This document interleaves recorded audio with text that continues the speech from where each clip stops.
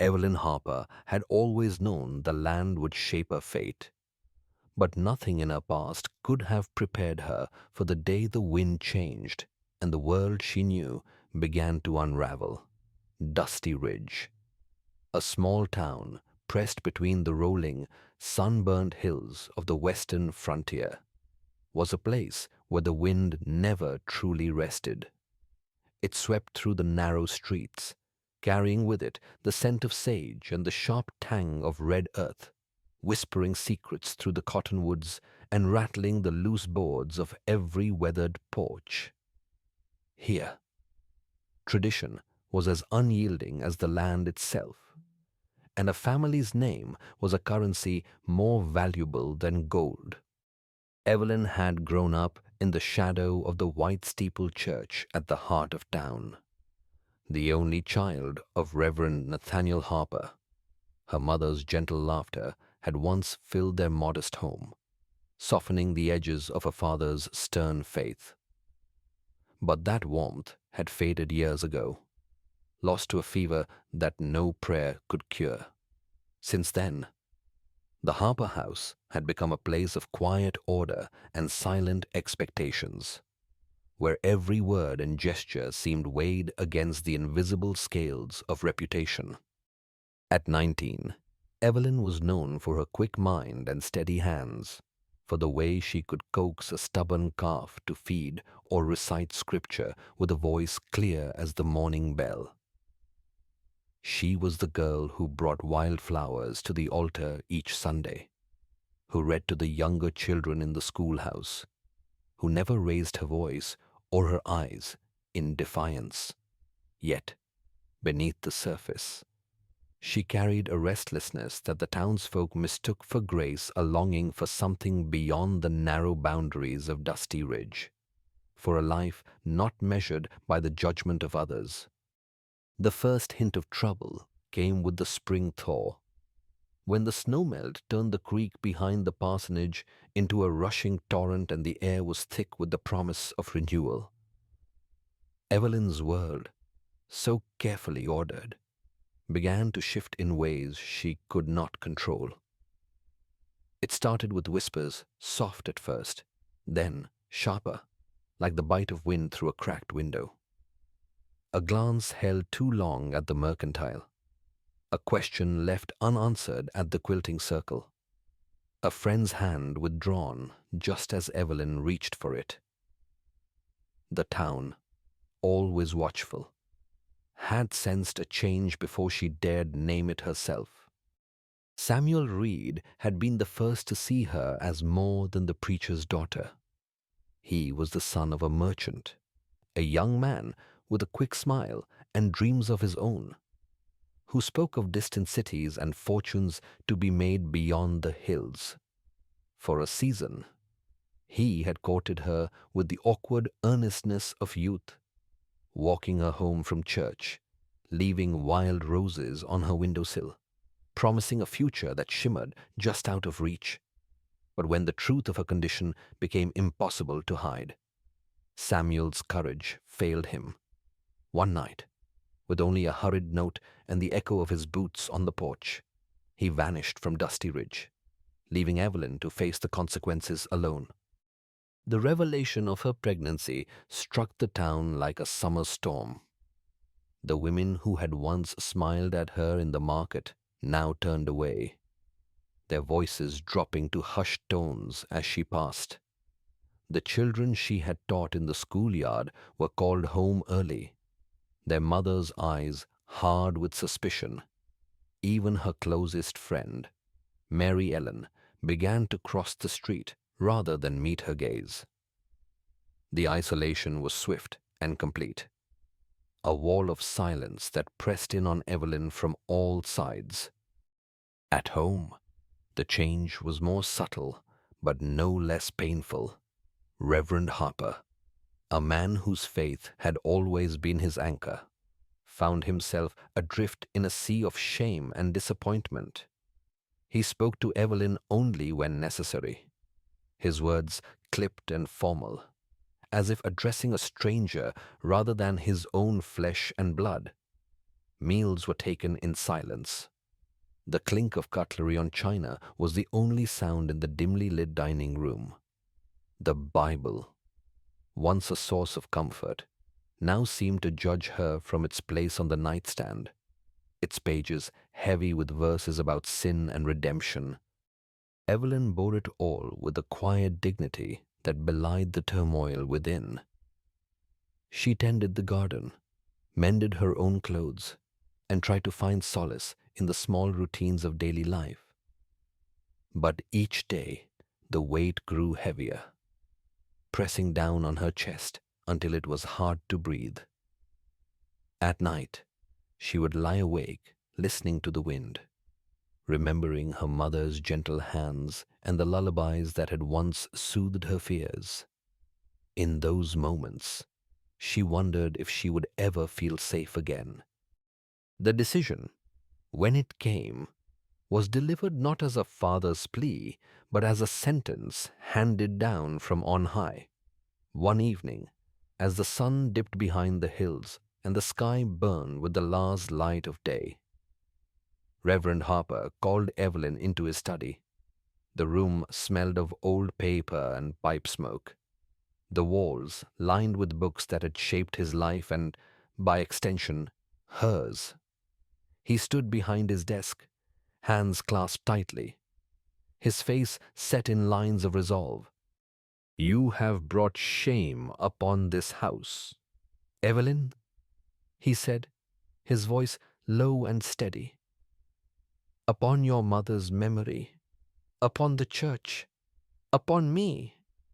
I have prayed for guidance, and I believe the Lord has shown me a path. Tomorrow, you will leave this home. You will go to the McAllister Ranch. Jonas has agreed to take you in for a time. It is the only way." The words fell between them like stones. Evelyn felt the room tilt, the air growing thin. She wanted to protest, to beg for understanding. But the look in her father's eyes told her it would be useless. He had already made his peace with the decision, trading his daughter's comfort for the preservation of his own standing in the community. That night, Evelyn packed her few belongings in silence. A faded shawl that had belonged to her mother, a worn copy of Pilgrim's Progress, a small tin of wildflower seeds she had saved from the garden. She moved through the house like a ghost, careful not to disturb the order that her father prized so dearly. In the early hours, she sat by the window, watching the moonlight spill across the empty street, and tried to remember a time when she had felt truly loved. Morning came with a sky the color of pewter and a wind that rattled the shutters. Evelyn, dressed in her plainest dress, braided her hair, and waited in the parlor for her father to speak the final words. He did not look at her as he handed her a small purse of coins and a letter of introduction for Jonas McAllister. His blessing, if it could be called that, was a nod and a muttered prayer for her soul. The walk through town was the longest of Evelyn's life. She kept her head high, refusing to let the tears fall, though every step felt like a betrayal of the life she had known. The townspeople watched from behind curtains and half-open doors, their faces a mixture of curiosity and condemnation. Mary Ellen stood on her porch, arms folded, her expression unreadable. Evelyn met her gaze for a moment, searching for a flicker of the friendship they had shared, but found only silence. At the edge of town, where the road turned toward the open range, Jonas McAllister waited beside a battered wagon. He was a large man, broad-shouldered and weathered by years of sun and wind, his hair streaked with gray. There was a quiet strength in the way he stood, hands resting on the reins, eyes fixed on the horizon rather than the spectacle unfolding behind him. He did not offer words of comfort or judgment. only a brief nod as Evelyn approached. She climbed into the wagon without a word. Clutching her bundle of belongings to her chest, Jonas flicked the reins, and the horses moved forward, their hooves kicking up a cloud of red dust that hung in the air long after the town had disappeared from view. The silence between them was not uncomfortable, but heavy with things unspoken. Evelyn stared at the passing landscape, the endless sweep of grass, the distant blue of the hills, the sky so wide it made her feel small and untethered. As the miles slipped by, Evelyn's thoughts drifted to her mother. She remembered the way her mother's hands had smelled of lavender and soap, the stories she told about her own childhood on the frontier, the songs she sang when the storms rattled the windows. Those memories were all Evelyn had left to hold on to, a fragile thread connecting her to a world that no longer existed. Jonas spoke only once during the journey, his voice low and rough as gravel. "It's a hard land," he said, not looking at her. "But it can be kind, if you let it. You'll have your own room. No one will bother you. I don't expect anything from you, except that you try to find your feet again." Evelyn nodded, grateful for the absence of pity in his tone. She sensed that Jonas, too, was a person marked by loss, someone who understood the weight of silence and the comfort of solitude. The ranch came into view as the sun reached its zenith, a cluster of buildings nestled against a stand of cottonwoods, the fields stretching out in every direction, dotted with cattle and wildflowers. It was a place both beautiful and lonely, a world apart from the narrow streets of Dusty Ridge. Jonas helped her down from the wagon, his hands gentle but impersonal. He showed her to a small room at the back of the house, its single window looking out over the fields. There was a bed, a washstand, and a quilt folded neatly at the foot. On the dresser, someone, perhaps Jonas himself, had placed a jar of wild flowers, their colors bright against the worn wood. "You'll be safe here," Jonas said, pausing in the doorway. "If you need anything, ask. Otherwise, you're free to come and go as you please." He left her alone then, the door closing softly behind him. Evelyn sat on the edge of the bed, her hands trembling in her lap. The silence pressed in, broken only by the distant lowing of cattle and the wind sighing through the cottonwoods. For the first time since her world had come undone, she allowed herself to weep, not for the shame or the loss, but for the small, stubborn hope that maybe in this place of exile, she might find a way to begin again. As the afternoon faded into evening, Evelyn unpacked her few belongings, arranging them carefully on the dresser. She planted wildflower seeds from the tin on the windowsill, pressing the dark earth with her fingers, whispering a silent prayer that something beautiful might still grow from the ruins of her old life. The sky outside blazed with the colors of sunset, painting the fields in gold and crimson. And for a moment, Evelyn felt the weight in her chest ease. Downstairs, she could hear Jonas moving about the kitchen, the clatter of pots and the low murmur of his voice as he spoke to the ranch hands.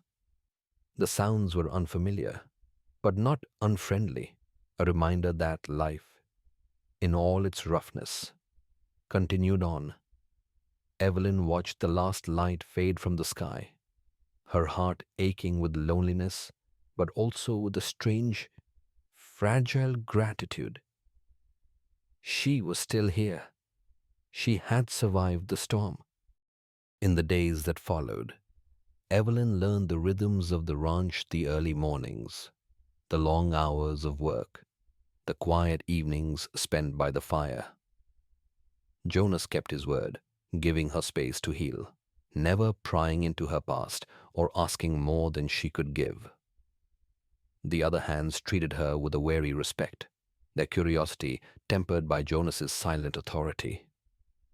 Slowly, Evelyn began to find her place among them, her hands growing calloused, her spirit steadier with each passing day. Yet the pain of exile lingered, a shadow that followed her through the fields and into her dreams. At night, she would lie awake listening to the wind, remembering the life she had lost and the mother whose love had once made even the harshest days bearable. But in the quiet moments, as she watched the wildflowers bloom on her windowsill, Evelyn allowed herself to hope that perhaps in this new and unfamiliar world she might one day belong. And so, beneath the endless sky of the western frontier, with the dust of her old life still clinging to her boots, Evelyn Harper began the slow, uncertain journey toward forgiveness, not just from her father or her town, but from herself.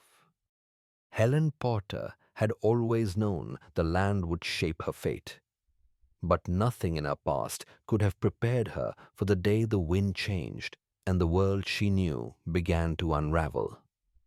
The train that carried her westward seemed to move not just through miles of open country, but through the very fabric of her life, unraveling the old threads of Philadelphia and weaving her into the unknown tapestry of the Colorado frontier.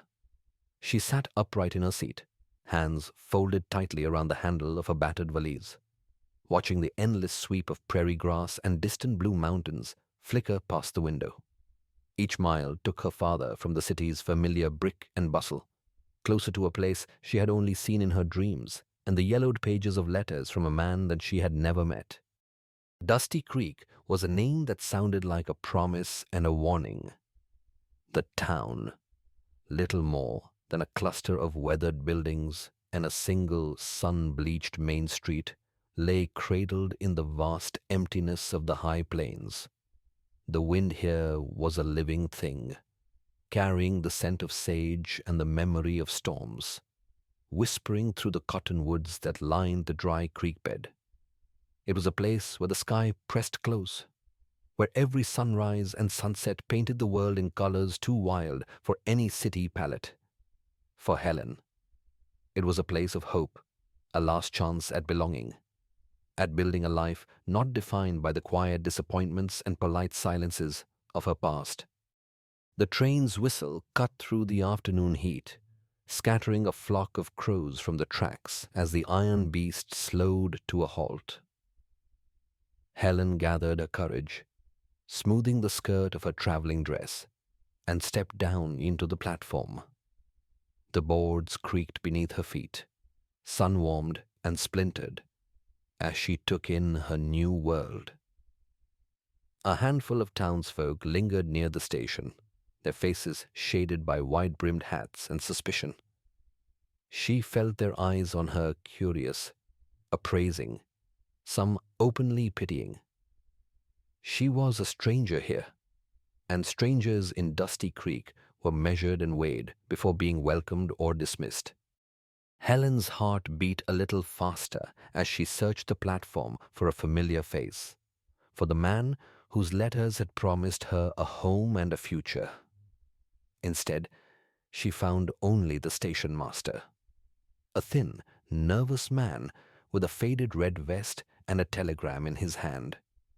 He approached her with the awkwardness of someone delivering bad news, his eyes darting away from hers as he pressed the folded paper into her palm.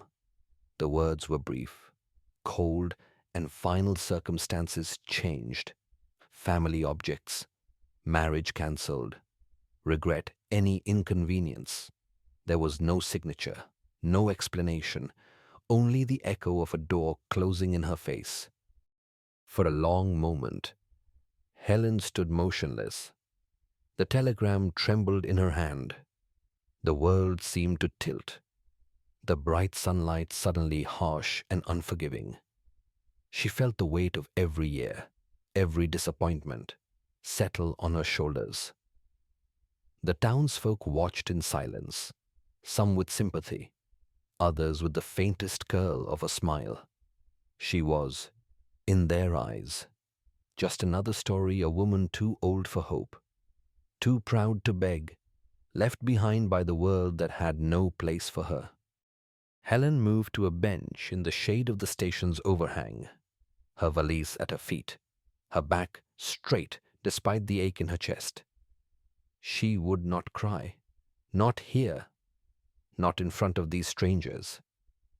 Instead, she folded the telegram and tucked it into her reticule, smoothing her skirt with hands that refused to tremble. The wind tugged at the loose strands of hair beneath her hat, carrying with it the distant sound of cattle and the sharp tang of dust. She watched as the train pulled away, its smoke trailing like a question mark across the sky, leaving her alone on the platform with nothing but her pride and the uncertain promise of the land. Across the prairie, Samuel Carter guided his wagon along the rutted road that led from his ranch to the heart of Dusty Creek. The horses moved at a steady pace, their hooves kicking up small clouds of dust that hung in the hot afternoon air.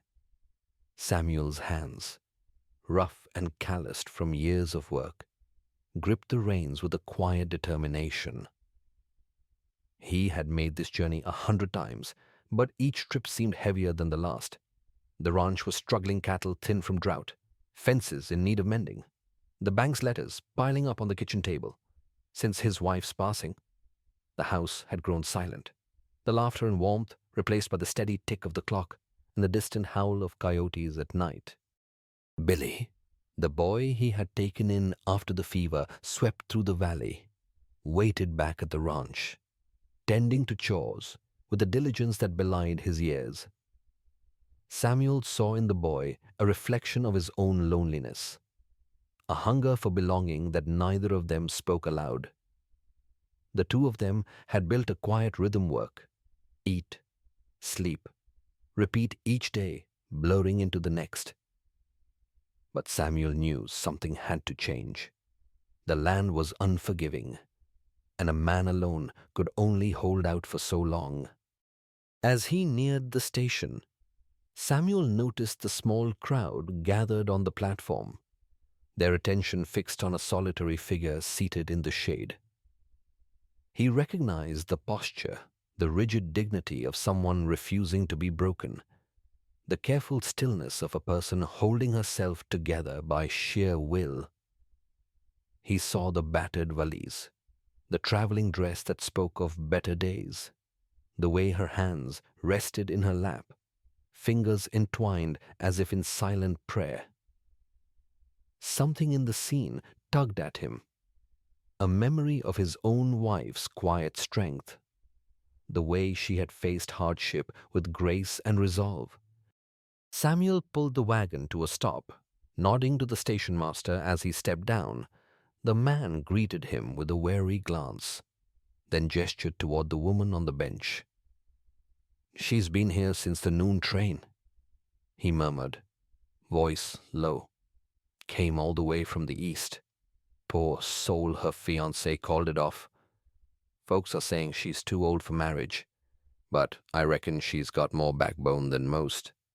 Samuel looked at the woman again, noting the set of her jaw, the way she met the stares of the townsfolk without flinching. He felt a surge of anger on her behalf at the man who had abandoned her, at the small-mindedness of people who measured worth by youth and circumstance. He knew what it was to be judged, to be found wanting by those who had never walked a mile in his boots. The afternoon sun crept across the platform, casting long shadows that seemed to stretch toward Helen like fingers of fate. She sat unmoving, her gaze fixed on the horizon, as if willing herself to disappear into the vastness of the land. The townsfolk drifted away, their curiosity sated, leaving her alone with the dust and the silence. Samuel lingered by his wagon, torn between the instinct to mind his own business and the pull of something deeper, a sense of kinship, of shared exile. He watched as Helen reached into her reticule, withdrew the telegram, and read it once more. Her lips pressed into a thin line. Her eyes shone with unshed tears she refused to let fall. Samuel felt a pang of recognition, the same stubborn pride that had kept him going through the long nights, the same refusal to surrender to despair. He knew, in that moment, that he could not walk away. With a quiet resolve, Samuel approached the bench, his boots thudding softly against the wooden planks. He tipped his hat in greeting, his voice gentle but steady. "Ma'am, I don't mean to intrude, but it seems to me this land has a way of testing a person's mettle. If you're in need of a place to rest, my ranch isn't far. It's not much, but it's honest work and a roof over your head." Helen looked up, meeting his gaze with a mixture of surprise and wariness. She studied his face, the lines etched by sun and sorrow, the clear blue eyes that held no judgment, only a quiet offer of kindness. For a moment, she hesitated, the weight of pride and fear warring within her. But the alternative, another night alone on a hard bench, another day of whispers and pity, was more than she could bear. She nodded once, gathering her valise and rising to her feet. Samuel offered his arm, and together they walked toward the waiting wagon, the eyes of the town following their every step. The wind picked up, swirling dust around their ankles, as if the land itself was bearing witness to this small act of courage. As they rode away from the station, Helen sat beside Samuel in silence, the prairie unfolding before them in waves of gold and green. She felt the ache of loss, the sting of humiliation, but also a flicker of something new, a fragile hope, a sense that perhaps her story was not yet finished. Samuel glanced at her from the corner of his eye, sensing the storm of emotions beneath her calm exterior. He said nothing, content to let the rhythm of the horses and the steady creak of the wagon fill the space between them. Behind them, Dusty Creek receded into the distance, the station platform empty once more. The sun dipped low, painting the sky in shades of amber and rose, as two strangers set out across the land, bound by nothing but circumstance and the quiet strength that comes from surviving heartbreak. In the hush of the evening, as the first stars appeared above the prairie, Helen Porter and Samuel Carter began the slow, uncertain journey towards something like belonging, a journey neither of them had planned, but one the land itself seemed to demand. The first true test of Evelyn's new life at Red Wolf Ranch arrived not with a storm, but with a letter. It came on a morning thick with dust and the promise of heat. Jonas found the envelope wedged beneath the gatepost, the handwriting sharp and familiar. He handed it to her without a word. She recognized Samuel Reed's script instantly. Her hands trembled as she broke the seal. Samuel's words were cold and calculated, a warning dressed as concern. He wrote of his duty to return and claim his rights as the father of her unborn child, making veiled threats about the law and the shame she had brought upon her family. The letter was a reminder that the past, no matter how far she tried to run, would always find her. Evelyn read the letter twice, her heart pounding. For weeks, she had begun to believe she could build something new, that the world might let her start again. Now, with a few lines of ink, Samuel had shattered that fragile hope. She folded the letter and tucked it away, unwilling to let Jonas or Rosie see the pain it caused. But secrets have a way of seeping into the air, and soon the mood at the ranch shifted. Jonas noticed Evelyn's silence, the way she moved through her chores with a distracted air. Rosie, sensitive to every change, grew anxious.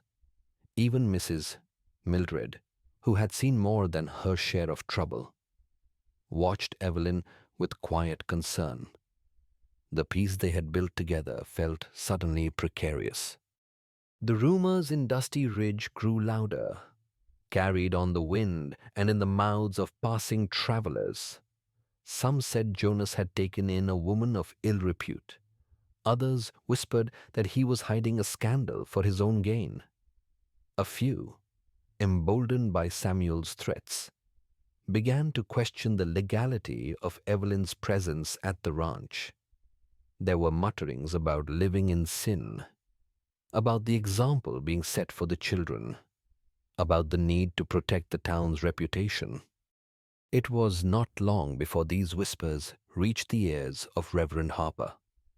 He arrived at the ranch one afternoon, his carriage raising a cloud of dust on the long road from town. Evelyn watched him step down, his posture stiff with pride and disapproval. He did not greet her with warmth, but with a stern warning about the consequences of her choices. He spoke of family honor, of the church's expectations, of the shame she had brought upon his name. Not once did he ask about her health, or the child she carried, or the life she was trying to build. Evelyn listened in silence, her hands folded tightly in her lap. She felt the old ache of longing for her father's approval, but it was tempered now by something new, a quiet resolve, born of months spent forging her own path. When he left, she did not cry. Instead, she returned to her work, her movements steady and sure. As the days grew hotter, a new threat emerged. The rains that usually swept across the valley in spring failed to come, and the land began to wither beneath the relentless sun. The grass turned brittle, the creek shrank to a trickle, and the cattle grew thin. Jonas and the hands worked from dawn until dusk, hauling water, repairing fences, and praying for relief. The drought pressed on everyone, turning tempers short and hope brittle. Evelyn did what she could to help, tending the garden with Rosie and Mrs. Mildred, rationing water, and finding small ways to keep spirits up. But the strain showed in every face. The men grew restless, their patience worn thin by the endless heat. Even Jonas, usually so steady, seemed weighed down by worry. He spent long hours riding the fence lines, searching for signs of rain, his eyes shadowed with exhaustion. One afternoon, as the sun blazed high and the air shimmered with heat, disaster struck. Rosie, chasing after a stray kitten, startled one of the horses in the corral. The animal reared, its eyes wild with fear, and Rosie froze in its path. Without thinking, Evelyn rushed forward, grabbing Rosie and pulling her to safety. In the chaos, she lost her footing and fell hard against the packed earth. Pain shot through her side, sharp and immediate, and for a moment the world spun. Jonas and Mrs. Mildred came running, their faces pale with fear. Jonas lifted Evelyn gently, his hands trembling as he carried her inside. Mrs. Mildred sent Rosie to fetch water and clean cloths, her voice calm but urgent. For hours, they watched over Evelyn, tending her wounds and praying that the baby would hold on. The pain ebbed and flowed, but by nightfall, it eased. Evelyn lay in bed, exhausted but grateful. Rosie curled at her side, and Jonas sitting silently in the corner, his face etched with worry. The days that followed were slow and uncertain. Evelyn was confined to bed, her body bruised and sore, her mind restless with guilt. She blamed herself for the accident, for the worry she had caused, for the burden she had become. She watched Jonas move through the house, his steps heavy, his eyes haunted by memories he would not share. She saw the way Mrs. Mildred hovered, her kindness tinged with concern. Even Rosie, usually so lively, grew quiet and subdued. In the quiet hours of the night, Evelyn's thoughts turned dark. She wondered if she should leave, if her presence was doing more harm than good. She remembered Samuel's threats, her father's disappointment, the endless whispers from town. She felt like a weight dragging everyone down, a reminder of mistakes that could not be undone. Jonas, sensing her turmoil, finally spoke of his own pain. One evening, as the sun set in a blaze of red and gold, he sat beside Evelyn's bed and told her about the family he had lost. His wife and child, taken by fever years before, had left a hole in his heart that nothing could fill. He spoke of the fear that haunted him, still the fear of loving and losing again, of opening his heart only to have it broken. His voice was rough, but his words were honest, and in them Evelyn heard an echo of her own fears. Their shared vulnerability forged a new bond between them, a quiet understanding that did not need to be spoken aloud. Jonas became more attentive, checking on Evelyn often, bringing her small comforts, a cup of tea, a book to read, a wildflower from the field. Rosie, too, seemed to sense the change, curling up beside Evelyn each night, her small hand tucked into Evelyn's. The drought dragged on, testing everyone's endurance. The garden withered, the cattle grew weaker, and tempers flared. There were arguments among the men, talk of leaving for greener pastures, of giving up on the ranch altogether. Jonas stood firm, refusing to abandon the land he had worked so hard to build. Mrs. Mildred rallied the women, organizing meals and chores, keeping spirits up with her stories and her stubborn optimism. Through it all, Evelyn found herself growing stronger, not just in body, but in spirit. She learned to accept help, to lean on others without shame. She discovered that belonging was not about being perfect, but about being willing to stay, to fight for a place in the world.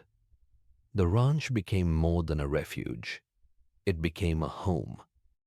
The tension in town reached a breaking point when a group of townsfolk, led by a few of the more self-righteous, called for a meeting to address the scandal at Red Wolf Ranch.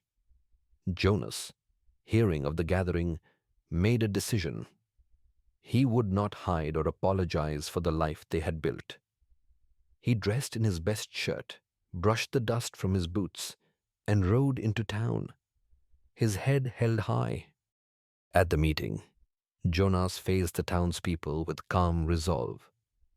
He spoke of Evelyn's courage, of the hard work she had done, of the family they were building together. He challenged the rumors, the judgment, the fear. He reminded them that everyone carried burdens, that no one was without fault.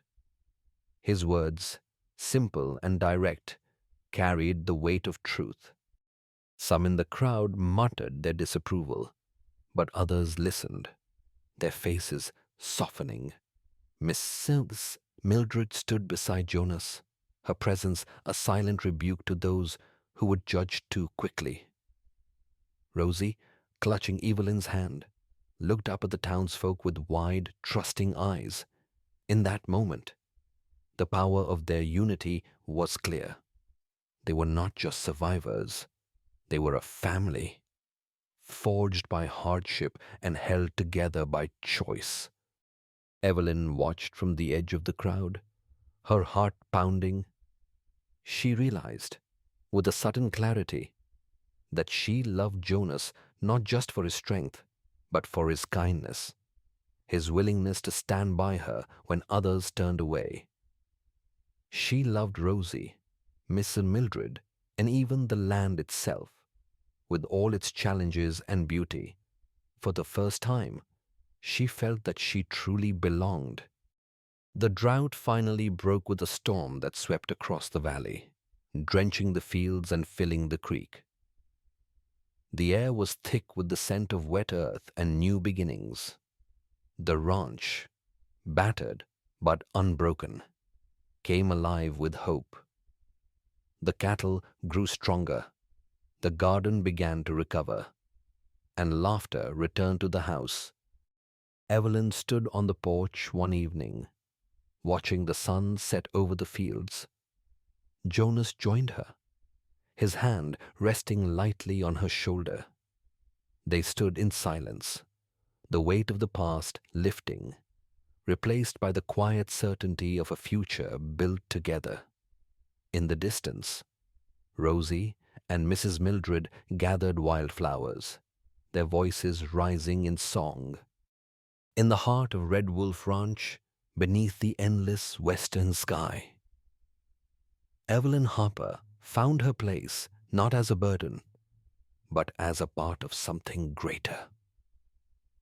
The shadows of the past lingered, but they no longer held power over her. Surrounded by those who had chosen her, Evelyn stepped into the light, ready to face whatever challenges the world might bring. The summer air over Red Wolf Ranch was heavy with tension, as if the land itself sensed the coming storm. Word spread quickly through Dusty Ridge that Samuel Reed had returned, this time not alone. He arrived with a lawyer from the city and two men whose faces were unfamiliar, their eyes cold and calculating. Samuel's carriage rolled into town with a confidence that set tongues wagging and made hearts uneasy. He wasted no time.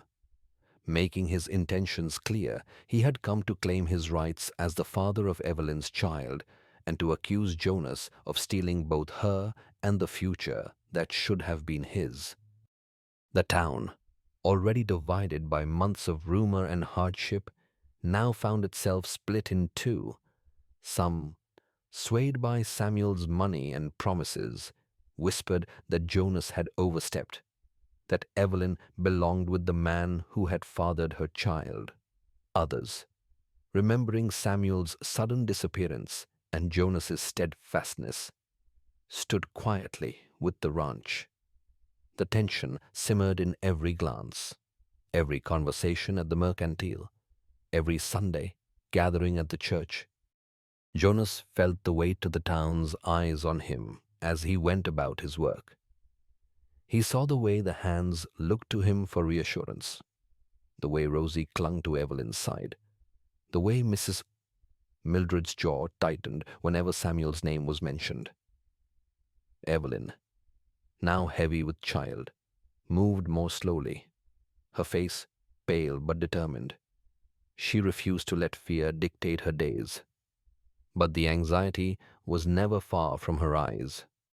Samuel's lawyer wasted no time in serving Jonas with papers, demanding that Evelyn be returned to Samuel's custody and that Jonas answer for harboring her. The threat of a public trial hung over the ranch like a gathering cloud. Jonas met the lawyer's gaze with quiet resolve, refusing to be intimidated. He would not let Evelyn be taken, not by force, not by law, not by the ghosts of her past. As the legal battle loomed, the sky itself began to change. Clouds gathered on the horizon, dark and swollen, and the wind picked up, carrying the scent of rain and distant thunder. The old-timers in town muttered about omens, about how storms always seemed to come when the world was most unsettled. Jonas watched the sky with a wary eye, knowing that the land could be as unforgiving as any man. The day Samuel and his lawyer arrived at the ranch, the air was thick and electric.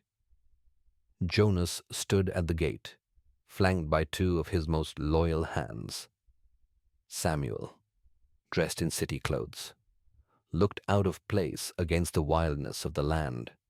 His lawyer, all sharp angles and polished words, presented the papers with a flourish, demanding that Evelyn be surrendered immediately. Jonas refused, his voice steady, his stance unyielding. The confrontation was brief but fierce, ending only when the first drops of rain began to fall. As the men retreated, the storm broke in earnest. Rain lashed the earth, wind howled through the trees, and lightning split the sky. The ranch became a flurry of activity as Jonas and the hands rushed to secure the animals, reinforce the barn, and board up windows. Mrs. Mildred gathered Rosie and Evelyn in the kitchen, her calm a steady anchor in the chaos. The storm outside was matched only by the turmoil within. It was then, in the heart of the tempest, that Evelyn felt the first sharp pain. She gripped the edge of the table, her breath coming in short, panicked bursts. Mrs. Mildred was at her side in an instant, her hands gentle but firm. Rosie, wide-eyed and trembling, fetched blankets and water. The wind rattled the walls, but inside, the world narrowed to the small circle of women, their voices low and urgent. Jonas, soaked to the bone, burst into the house just as another contraction racked Evelyn's body. He knelt beside her, his large hands awkward but full of care. Mrs. Mildred took charge, sending Jonas to fetch more towels, instructing Rosie to keep the fire burning. The storm outside raged, but inside, a different kind of battle was being fought, a battle for life, for hope, for the future they had all come to believe in. As the hours dragged on, the storm showed no sign of relenting. The wind tore at the roof, rain seeped through every crack, and thunder shook the very bones of the house. Samuel and his lawyer, caught in the deluge, sought shelter in the barn, their anger and frustration drowned out by the roar of the elements. The hired hands, loyal to Jonas, kept watch, refusing to let anyone near the house. In the midst of it all, a new figure appeared at the door. Reverend Harper, drawn by news of the storm and the rumors swirling through town, arrived at the ranch, his face drawn and weary. For the first time, he looked not at Evelyn with judgment, but with genuine concern. He saw the pain in her eyes, the fear in Rosie's, the determination in Jonas's. Without a word, he rolled up his sleeves and joined the effort, helping to shore up the windows, offering prayers for strength and safety. Inside, Evelyn's labor grew more intense. Miss Mildred's voice was a constant comfort, guiding her through each wave of pain. Rosie held her hand, whispering encouragement, her small face set with fierce loyalty. Jonas hovered nearby, torn between fear and awe, his heart pounding with every cry, every gasp, every moment that brought them closer to the unknown. At the height of the storm, as lightning flashed and thunder shook the earth, Evelyn gave birth to a daughter. The child's first cry rose above the wind, clear and strong, a note of hope in the darkness. Jonas wept openly, cradling the tiny girl in his arms, his rough hands impossibly gentle. Miss Mildred smiled through her tears. Rosie danced with joy, and even Reverend Harper bowed his head in gratitude. Samuel, hearing the news, tried one last time to force his way into the house. He shouted threats, waving legal papers, demanding his rights. But the hands stood firm, and Jonas, now a father in every sense, faced Samuel with a calm that brooked no argument. The lawyer, seeing the resolve in Jonas's eyes and the unity of those inside, quietly withdrew his support, leaving Samuel alone in the rain. In the aftermath, as the storm finally passed and the first light of dawn crept over the hills, the town gathered at the ranch. Word had spread of the night's events, of the birth, of the stand Jonas and Evelyn had made. Reverend Harper, his voice trembling with emotion, stood before the crowd and confessed his failings. He spoke of pride, of fear, of the pain he had caused his daughter. He asked for forgiveness, not just from Evelyn, but from the community he had once led with such certainty. Evelyn, holding her newborn daughter, forgave her father with a quiet grace. The townsfolk, moved by the courage and love they had witnessed, turned away from Samuel, whose bitterness and cowardice were now plain for all to see. The lawyer, eager to distance himself from a lost cause, left town without a word. In the days that followed, the ranch came alive with celebration. The storm had left scars, but it had also washed away old grievances. Jonas and Evelyn, united by trial and triumph, stood together as a family. Rosie, no longer just a guest, became a sister to the new baby. Miss Mildred, ever the matriarch, presided over the household with pride. Reverend Harper visited often, his heart softened, his faith renewed. The land, battered but unbroken, began to heal. Wildflowers bloomed where the rain had fallen. The creek ran full and clear, and the air was sweet with the promise of new beginnings.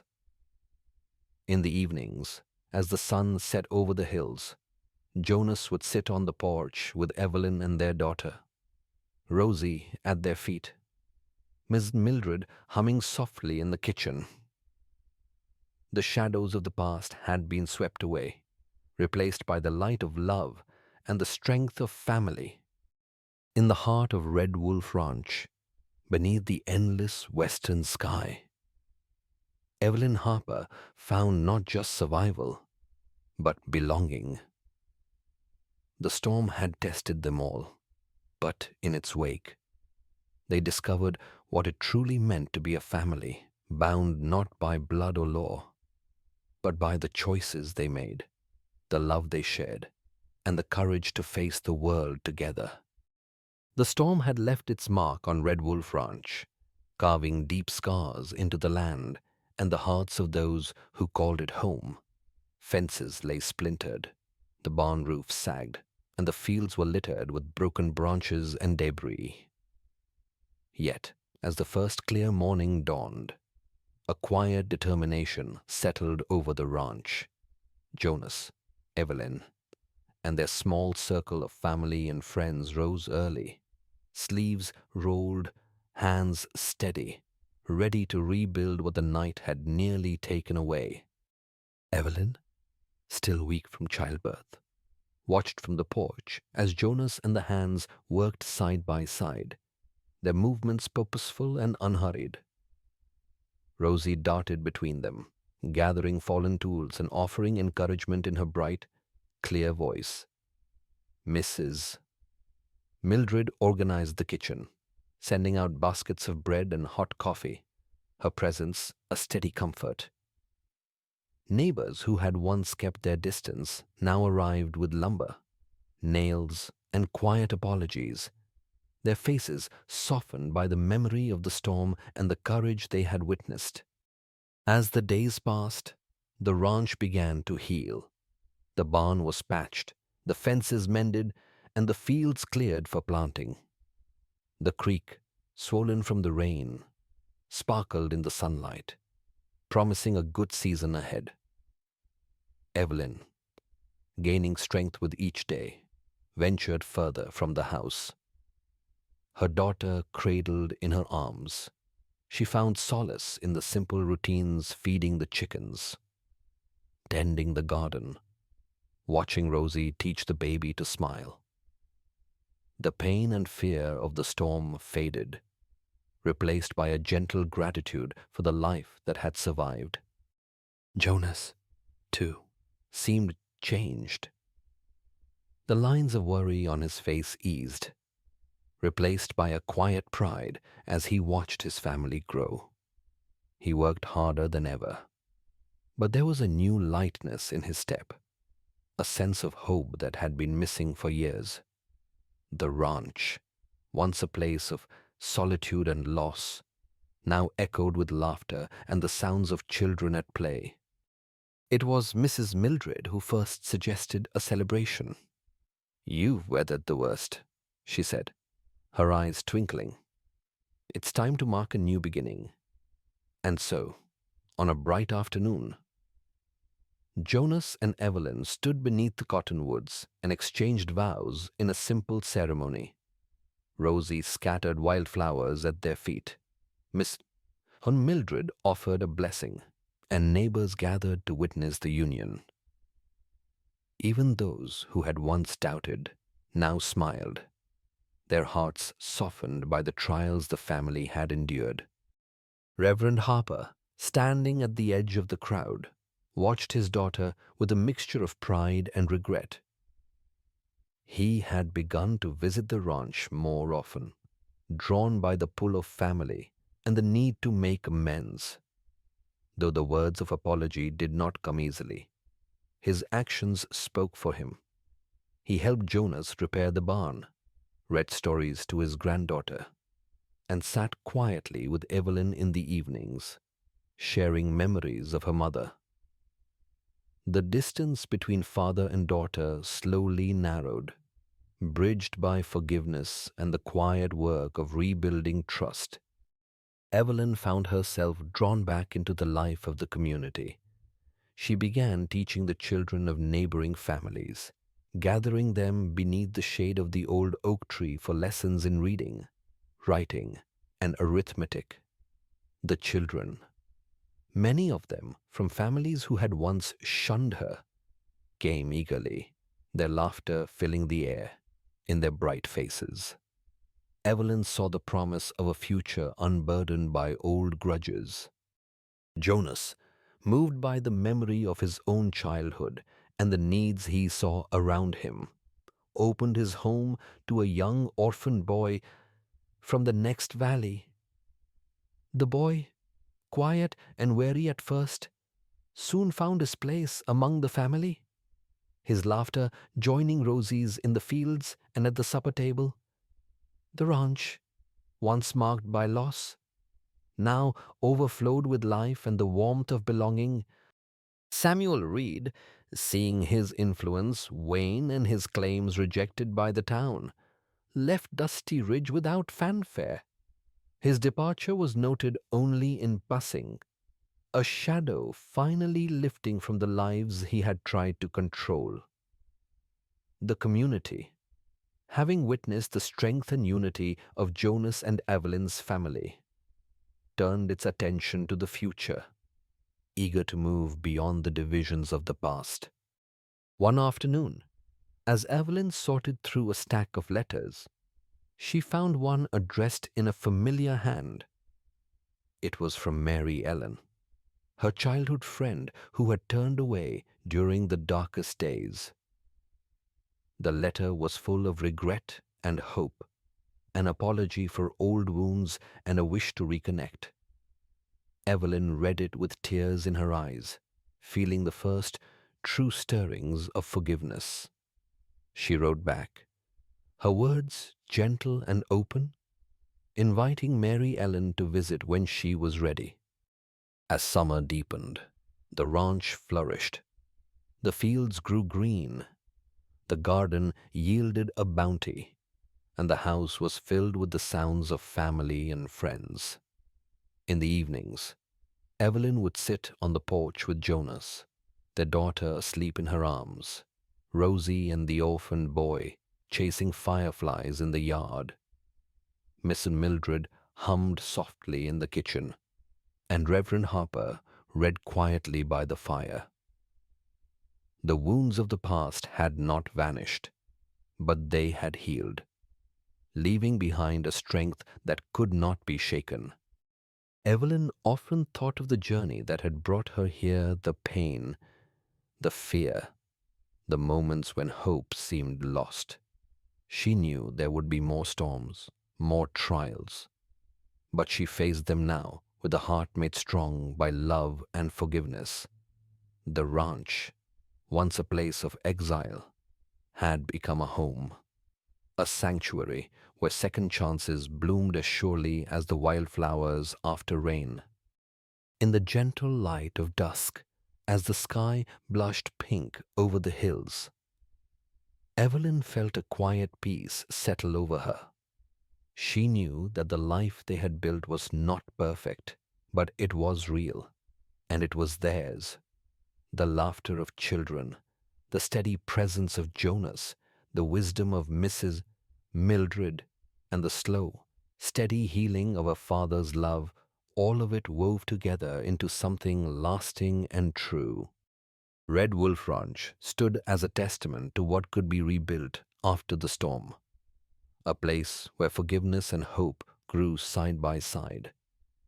And as Evelyn watched her family gather around the supper table, she understood at last that she had found her place in the world, not because of what she had endured, but because of what she had chosen to become.